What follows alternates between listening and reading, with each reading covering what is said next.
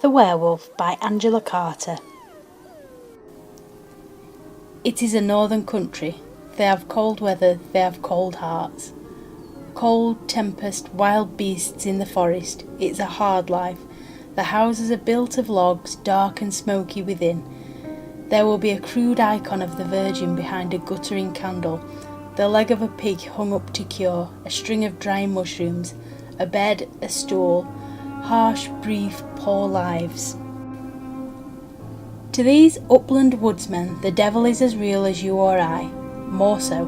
They have not seen us, nor even know that we exist, but the devil they glimpse often in the graveyards, those bleak and touching townships of the dead, where graves are marked with portraits of the deceased in the nave style, and there are no flowers to put in front of them. No flowers grow there, so they put out small votive offerings, little loaves, sometimes a cake, that the bears come lumbering from the margins of the forest to snatch away.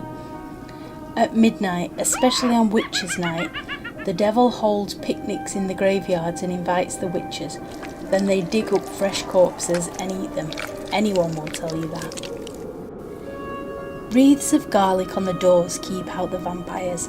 A blue-eyed child born feet first on the night of St. John's Eve will have second sight. When they discover a witch, some old woman whose cheeses ripen when her neighbours do not, another old woman whose black cat, oh sinister, follows her about all the time. They strip the crone, search for her marks, for the supernumerary nipple that familiar sucks. They soon find it, then they stone her to death. Winter and cold weather. Go and visit Grandma, who has been sick.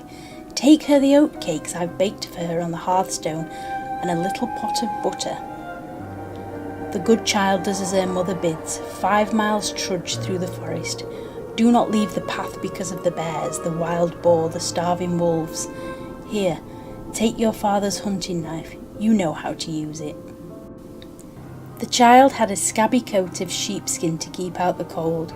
She knew the forest too well to fear it, but she must always be on her guard.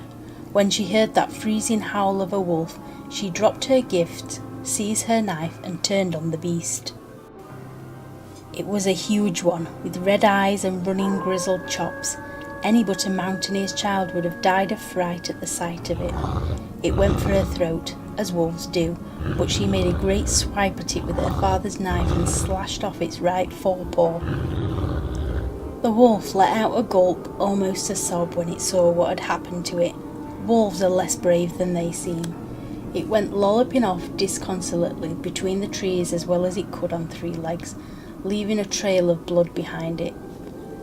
The child wiped the blade of her knife clean on her apron, wrapped up the wolf's paw in the cloth in which her mother had packed the oatcakes, and went on towards her grandmother's house. Soon it came on to snow so thickly that the path and any footsteps, track or spoor that might have been upon it were obscured. She found her grandmother was so sick that she had taken to her bed and fallen into a fretful sleep, moaning and shaking so that the child guessed that she had a fever. She felt the forehead, it burned. She shook out the cloth from her basket to use it to make the old woman a cold compress, and the wolf's paw fell on the floor. But it was no longer a wolf's paw.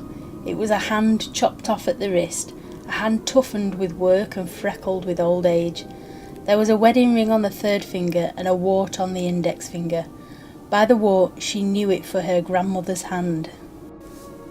She pulled back the sheet, but the old woman woke up at that and began to struggle, squawking and shrieking like a thing possessed. But the child was strong, and armed with her father's hunting knife, she managed to hold her grandmother down long enough to see the cause of the fever. There was a bloody stump where her right hand should have been, festering already.